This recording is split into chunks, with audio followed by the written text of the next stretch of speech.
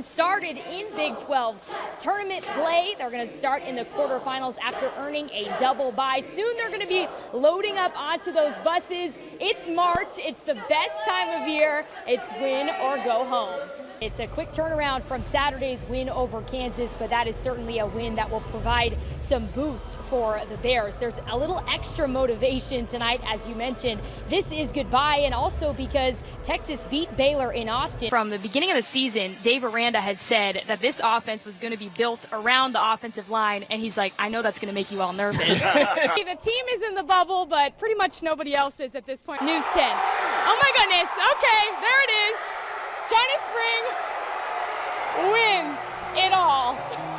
That's it. Perfect timing. Oh, we're testing out some lights right now. You can kind of see this green light going on. I haven't even seen this. So everything is so new.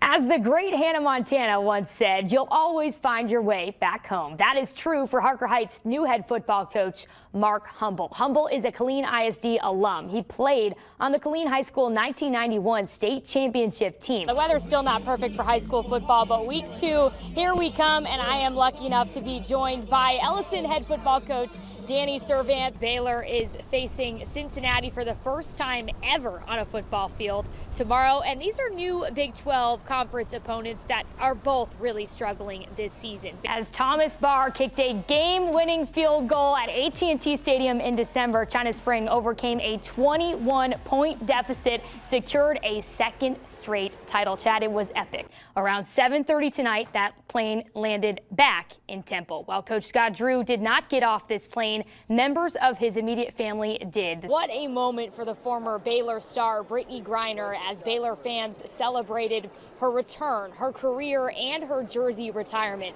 this afternoon. Oh, absolutely. Temple's Jared Wiley and Quentin Johnston were once tearing it up at Temple's Wildcat Stadium, and now tomorrow night they are set to play for TCU in SoFi Stadium with a national championship on the line. It's been special for the two of them and very special for their families. It's been a dream season for TCU, and a former Temple Wildcat duo has been a pretty big part of it. And if you didn't know, they're currently a pretty big deal back in Temple. That was just the most surreal thing to look up, you know, and see your baby and his friend up there like that. Like, we came around where Target is. That's the first one we saw, and had to jump out the car and, you know, take the picture. That was just, it was wonderful. Jared Wiley and Quentin Johnston were reunited in Fort Worth this season after Jared transferred from UT. You know, he graduated with his degree and felt like it was a good move for him, and he needed it to count, and here we are. It's counting. And all through the season there have been these little, I call them drips, of just confirmation that this is exactly where he needed to be. So it's been awesome. Their families are glad to be back together in the stands. In high school, the Johnstons sat right next to us in reserve seats at T-High Stadium. Yep, got pictures, and we hollered and screamed and cried and all that while we were at T-High too. Yeah, so hopefully we'll get to holler and scream and cry tomorrow. They'll be about 1,500 miles from Temple, Texas, with college football fans everywhere watching their sons play the game they love. I have been nervous all week. Just the anticipation of it, just knowing where we are and how far, you know, they've come to get here. It's just a lot. We keep saying, I cannot believe it. It's crazy. It makes me emotional. It's unbelievable. I've heard a little bit about over the last few years, but I'm not sure I really believed all of it. I guess I do now. Here's the story behind San Saba's Rogan Field. San Saba's high school football stadium is officially named Rogan Field in honor of Dr. J.D. Rogan. He was pretty big. He was one of the pioneer doctors in town. He was very active in the community. He was part of the Methodist Church. I think he was one of the first treasurers, something in that aspect. So he's very, very highly thought of and real important to the early stages of San Saba.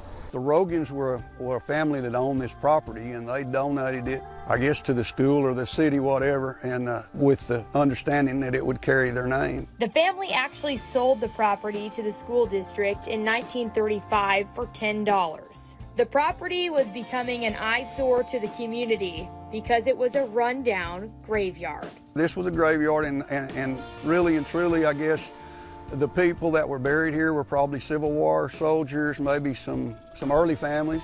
A city ordinance in 1878 called for any future burials to only take place at a new city cemetery. This was just out of date.